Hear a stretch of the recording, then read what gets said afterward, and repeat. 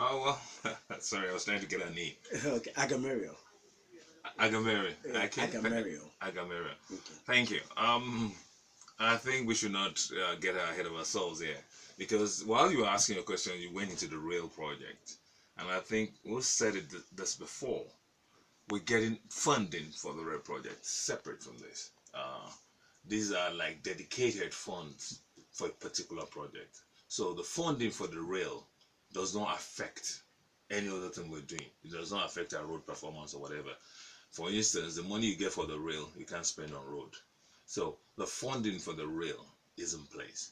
Uh, if you allow me to just go down history lane, sometime in 2012, the governor, and of course I went along with him, went to China, and it was to solicit for support from the Chinese government and of course our contractors to support us on some of our road expansion plans.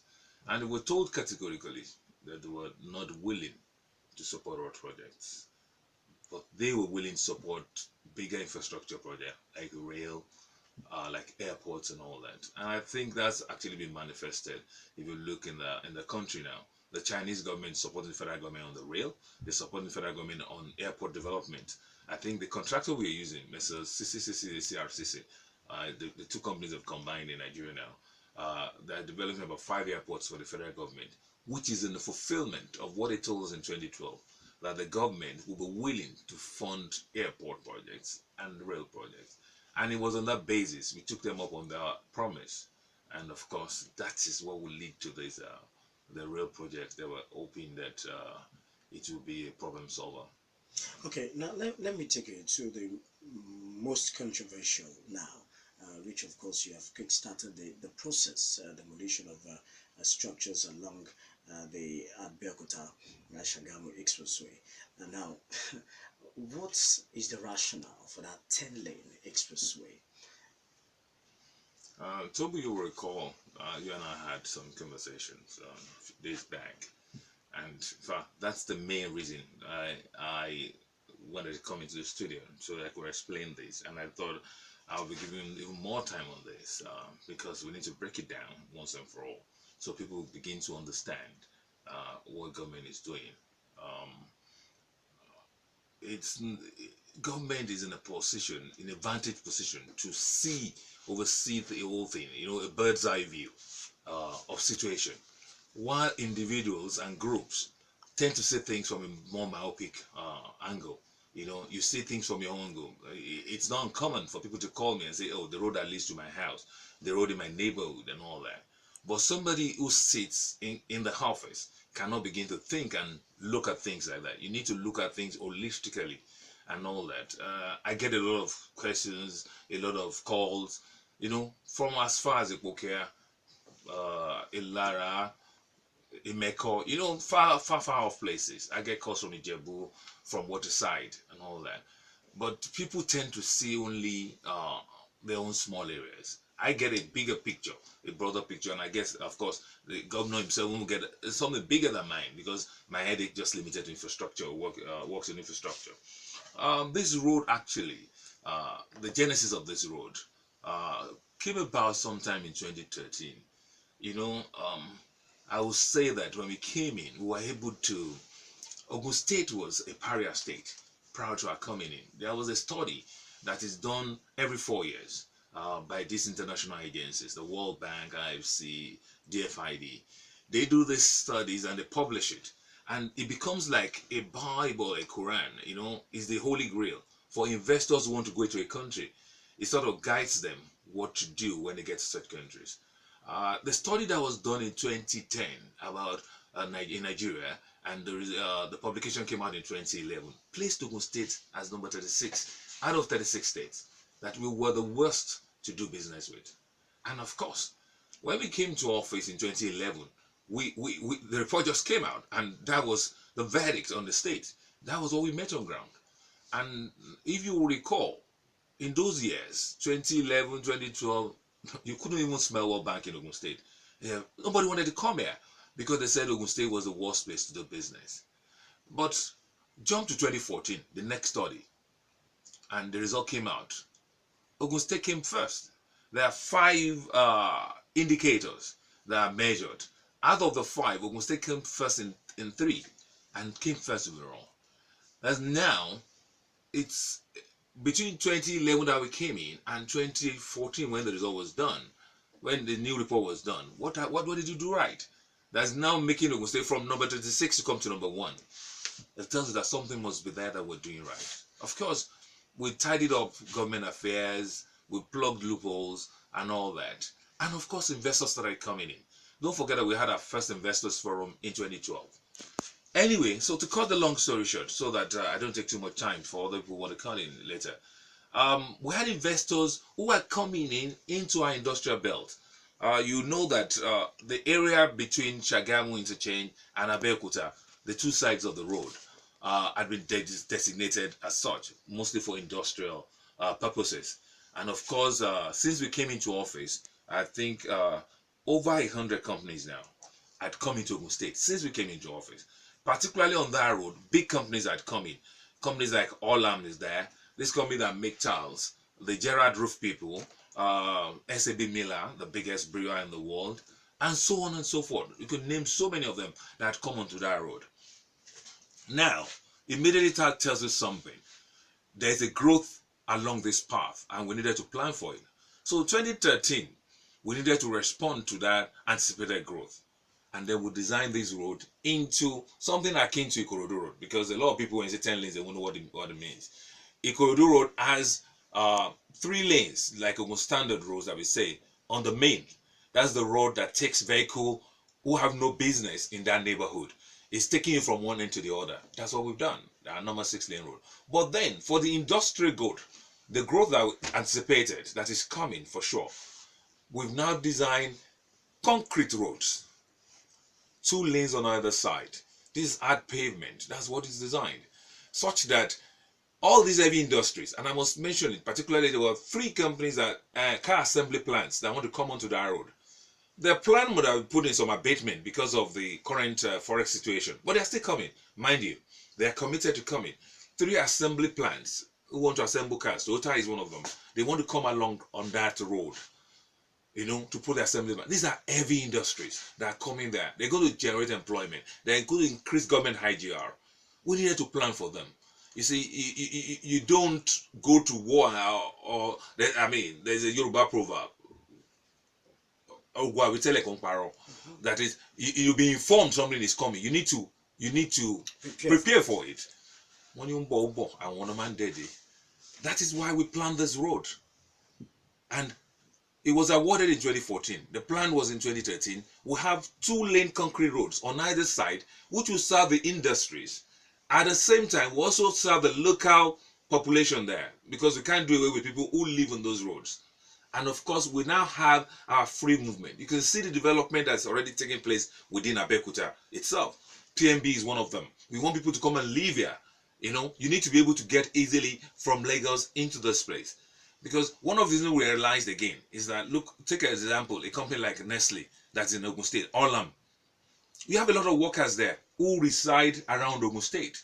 But the chief executive, the big guns in those companies, they go back to live, they stay in Lagos. And your taxes is paid where you live. Now, we found out the tax for one man that lives in Lagos will pay is equivalent to the tax of about 200 junior workers who work and live in Ogun State. What do we do to attract those big ones so that they can live close to where they work? Hence PMB, hence the road expansion, hence the train stations. And that is what gave back to this. When you say PMB, you're talking about the PMB estate. Yes, the PMB estate. That's what I'm talking about. The PMB estate. The Orange Valley and all that, and many more to come. So that's the rationale for that. Yes, that's the rationale. You need to attract the right people, because PMB estate is as good as you get it anywhere in the world. You know, you have all the services in there: tarred roads, concrete drains, you have street lights, you have power, you have water, you have IT in that estate. It's as good as anywhere in the world. But now, why is it not getting the response quickly? Access. You want to come in from Lagos. Now, federal government is already fixing Lagos Ibadan. What happens? Shagamu to Abeokuta. Because you get the interchange and the road is like that. So we need to respond. It's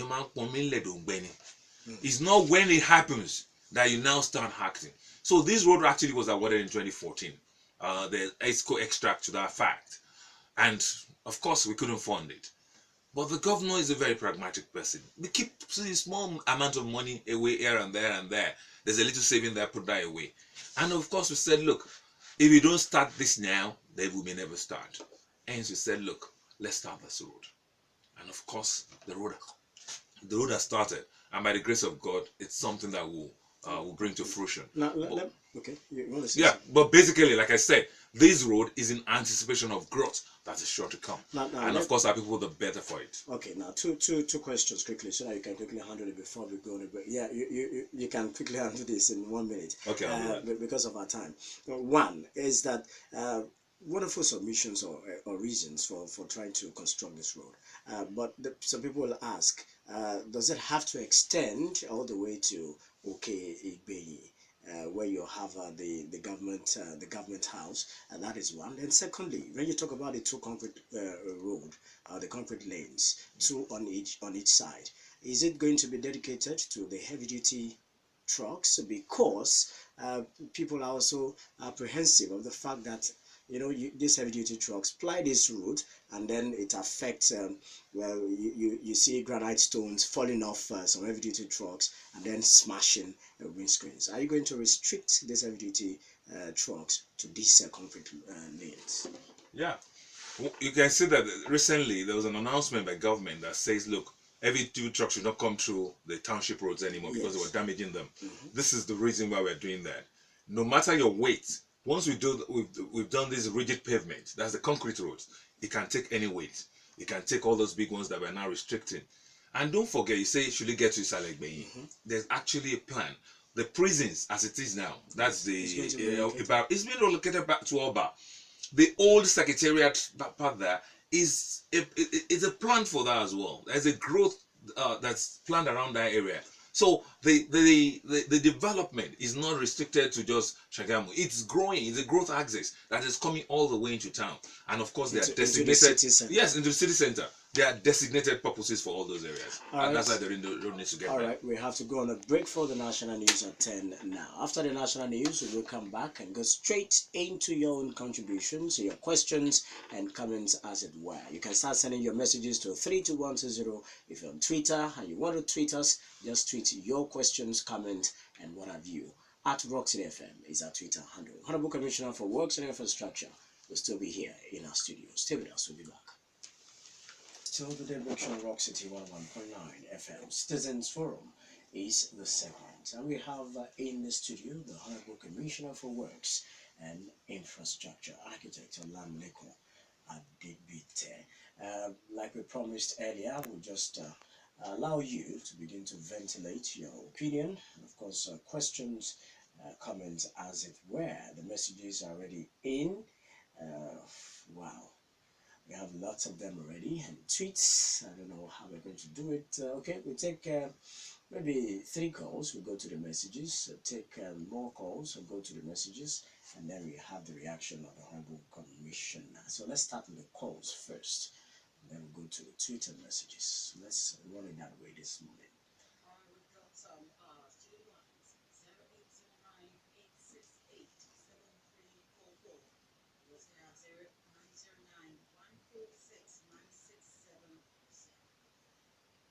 Voice of the scholar. Good morning.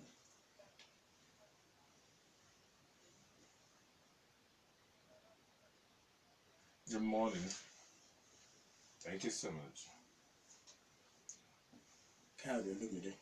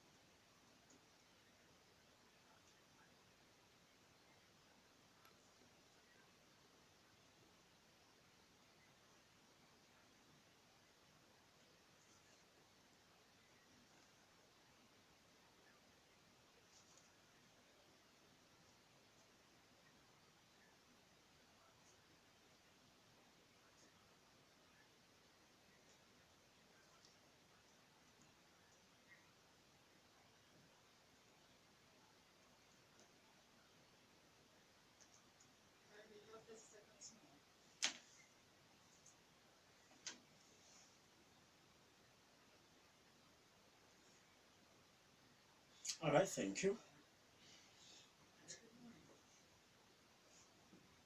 Hello. Yes, good morning. Yes, good morning. Good morning. Good morning, sir. Your name, please. Your name.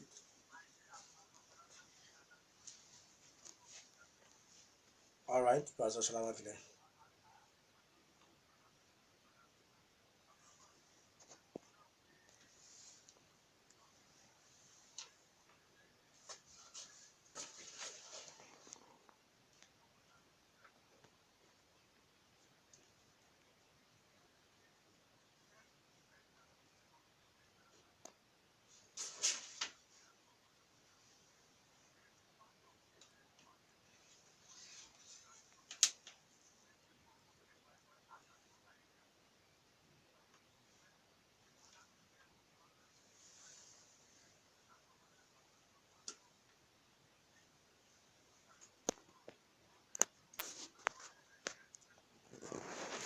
Good morning, Mr. Wahid.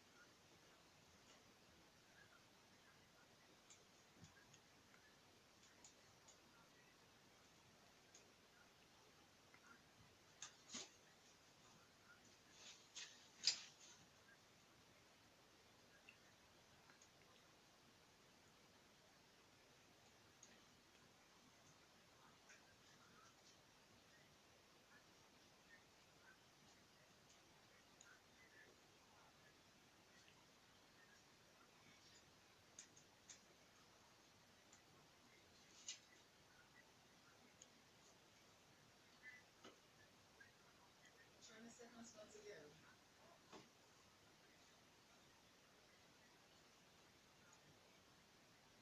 Thank you All so right. much, Abdul Wahid. Okay, let's take one more call. Hello. Hello.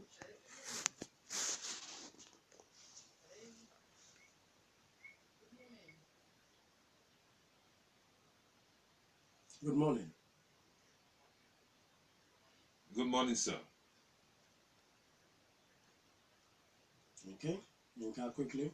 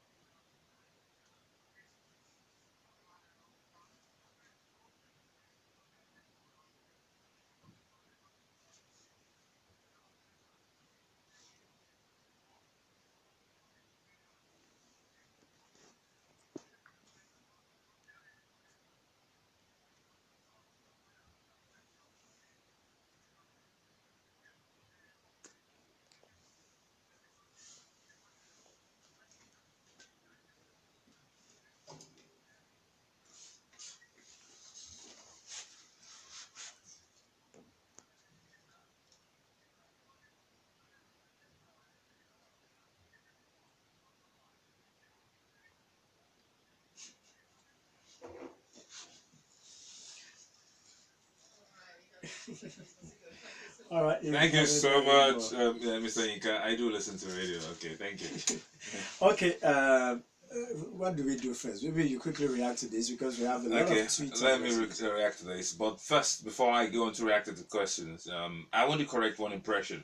I think it was wrongly reported what the governor said at the rail conference at Sheraton Hotel on Okay, Monday. Yeah, I read the report, and I think I'll get the commissioner for information as well, maybe to put this in a wider public. Um, the first phase of our rail project is not Agbara Baja. I think what the person reporting got wrong was the Ogeri Baja end. The first phase in this rail project is actually Abeokuta to Shagamu, which will be crossed by Ogeri to Baja.